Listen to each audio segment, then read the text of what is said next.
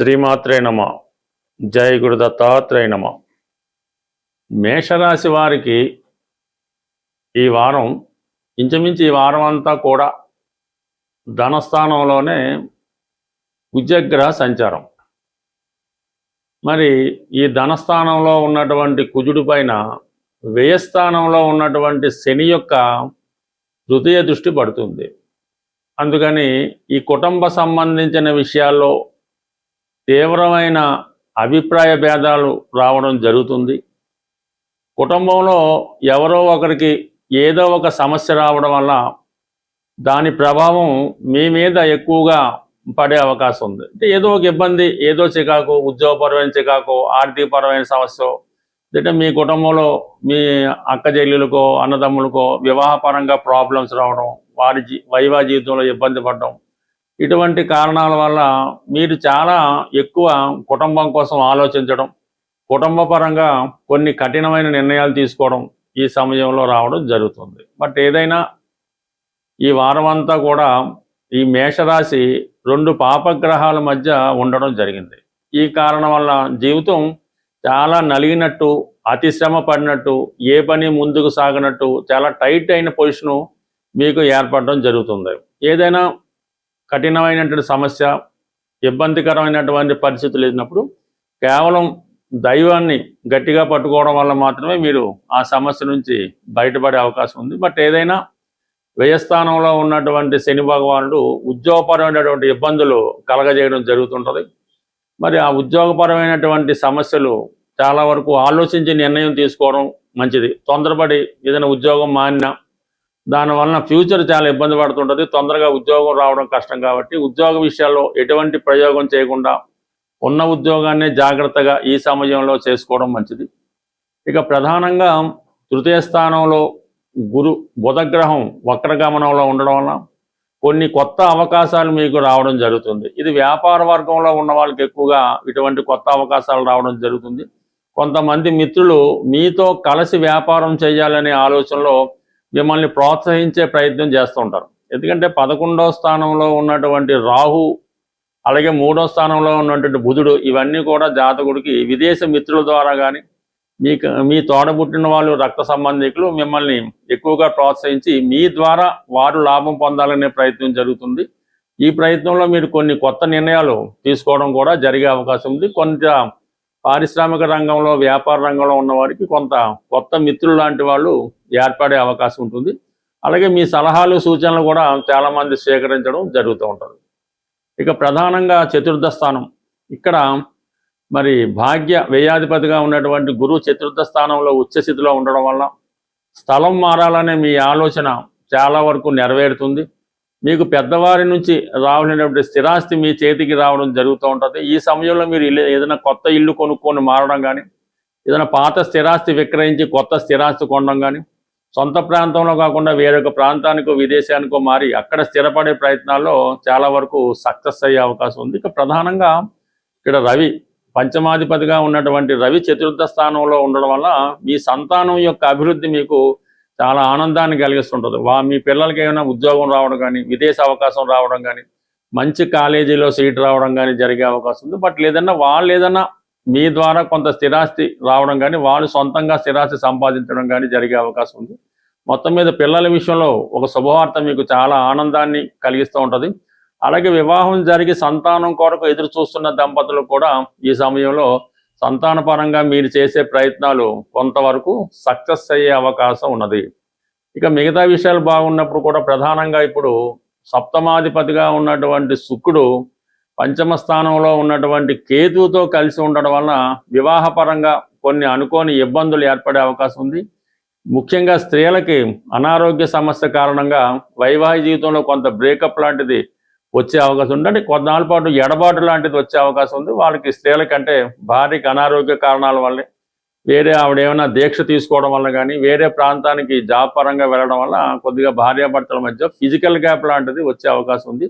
ఇక ప్రధానంగా ప్రేమికుల మధ్య కూడా ఇటువంటి ఎడబాటు వచ్చే అవకాశం ఉంది. ఇక ప్రధానంగా ఈ శుక్రుడు కేతువుతో కలిసి ఉండడం వల్ల అటు ధనాధిపతిగా, కుటుంబ స్థానాధిపతిగా, సప్తమాధిపతిగా ఉన్నటువంటి శుక్రుడు ఆగస్టు 7వ తారీఖు వరకు మీకు కేతువుతో కలిసి ఉంటాడు. ఇది విపరీతమైనటువంటి ఫైనాన్షియల్ స్ట్రెస్ గురి చేస్తూ ఉంటుంది. ఎంత ధనం వచ్చినా వచ్చినట్టే ఖర్చు అయిపోవడం, ఆర్థికపరమైన ఇబ్బందులు ఎదుర్కోవడం, ఈ ఫైనాన్స్ ప్రాబ్లం వల్ల కొన్ని ముఖ్యమైన కార్యక్రమాలు కూడా వాయిదా పడడం జరుగుతుంటుంది. అంటే సకాలంలో ధనం చేతికి రాకపోవడం వల్ల కొన్ని ఇబ్బందులు లాంటివి ఎదుర్కోవడం జరుగుతుంది. వ్యక్తిగతంగా స్త్రీలకి ఏమైనా ఉద్యోగపరమైనటువంటి మార్పు కానీ, గతంలో కుదుర్చుకున్నటువంటి వివాహం ఏమైనా క్యాన్సిల్ అవ్వడం కానీ జరిగే అవకాశం ఉంది. కాబట్టి ఎస్పెషల్లీ మన మేషరాశి వారు కొద్ది రోజుల పాటు వివాహ ప్రయత్నాలు వాయిదా వేసుకోవడం మంచిది. ఇక ప్రధానంగా ఈ వారంలోనే మనకి గురుమౌఢ్యం ప్రారంభమైంది. అంటే గురువు రవితో కలిసి ఈ 19వ తారీఖు నుంచి గురుమౌఢ్యం కారణంగా సుమారుగా అటు ఇటుగా ఒక నెల రోజుల పాటు ఈ శుభకార్యాలు వాయిదా వేసుకోవడం మంచిది. ఆర్థిక పరమైనటువంటి ఏ విషయంలో కూడా కొంతవరకు అంటే ఇది 2 విధాలుగా కూడా మీకు మార్కెట్లో ఫైనాన్స్ రొటేషన్ తగ్గడం వల్ల ప్రతి ఒక్కరికి ఆర్థిక పరమైన ఇబ్బంది ఎదురవుతూ ఉంటుంది. దానికి తగు పరిహారం, తగు జాగ్రత్త తీసుకుంటే ఆర్థిక పరంగా ఎదురయ్యే సమస్యల నుంచి సులభంగా బయటపడే అవకాశం ఉంటుంది.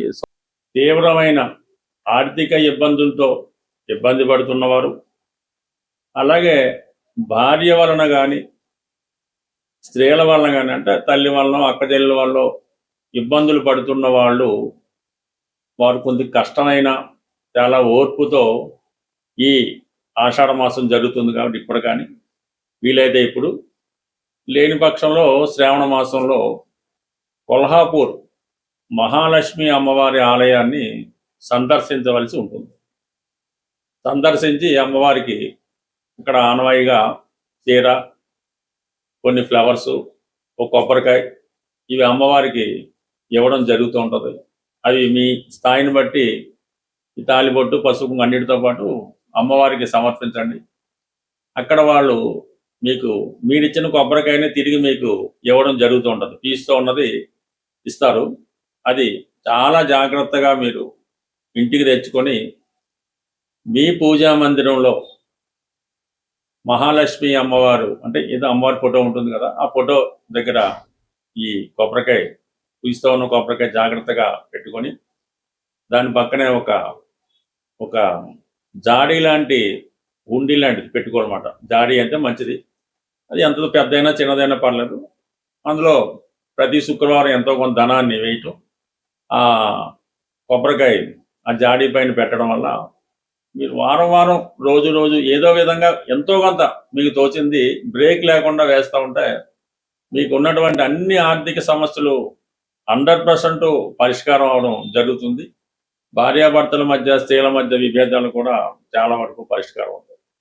అలాగే ఈ ఆషాఢ మాసంలో మీరు ఏ ప్రాంతంలో ఉన్నా మీ గ్రామ దేవత దేవాలయాన్ని దర్శించి మరడమ్మవారు, మావుళ్ళ అమ్మవారు కంప్లీట్గా అక్కడ ఆనవాయితీ ప్రకారం అమ్మవారికి చీరా, జాకెట్టు, పసుపు, కుంకాలు సమర్పించడం వల్ల కంప్లీట్గా మీలో ఉన్నటువంటి ఈ ఆర్థిక సమస్యలు, కుటుంబ సమస్యలు పరిష్కారం అవడం 100% ప్రాక్టికల్గా జరుగుతుంటాయి. మీరు చేసి చూడండి. 100%గా 1000% ఇది జరిగి తీరుతుంది. ఇందులో విశ్వాసం ఇంపార్టెంట్.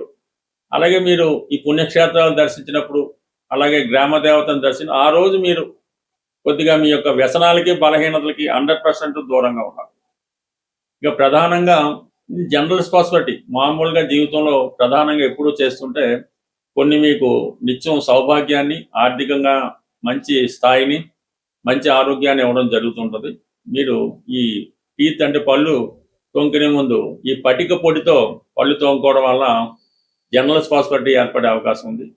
అలాగే కుదిరినప్పుడు ఆవుకి పచ్చగడ్డి అప్పుడు చక్కగా వీలైతే మీరే సేకరించి ఆవుకు పెట్టడం వల్ల కూడా మీకంటే ఇది రెండిటి వల్ల ఏంటంటే మీకు బుధుడు యాక్టివేట్ అవుతుంటాడు. బుధుడు ఎంత బలంగా ఉంటే ఈ యొక్క వ్యాపారం, ధనం, చదువు అంత అభివృద్ధికరంగా ఉంటుంది.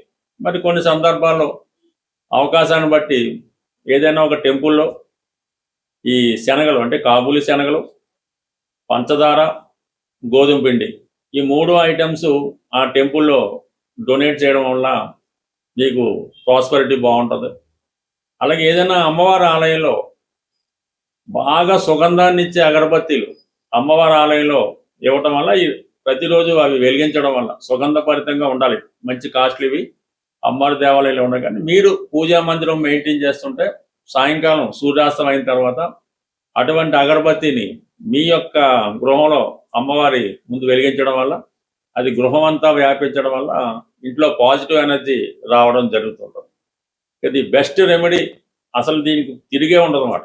మీరు ఎంత కుదిరితే అంత ఈ బొంబాయి రవ్వ అనే గోధుమను ఒక పావు కేజీ, ఓ పావు కేజీ పంచదార, ఒక పావు కేజీ నెయ్యిలతో 100 గ్రాముల నెయ్యి ఇవన్నీ శుభ్రంగా కలిపి చీమలకి ఆహారంగా వేయాలి. ఎక్కడ ఈ ఫారెస్ట్లోనూ లేదంటే ఈ తోటల్లోనూ అక్కడక్కడ ఉంటుంటే మీరు చీమలు చూడక్కర్లేదు, అక్కడైతే అవే తీసుకుంటాయి.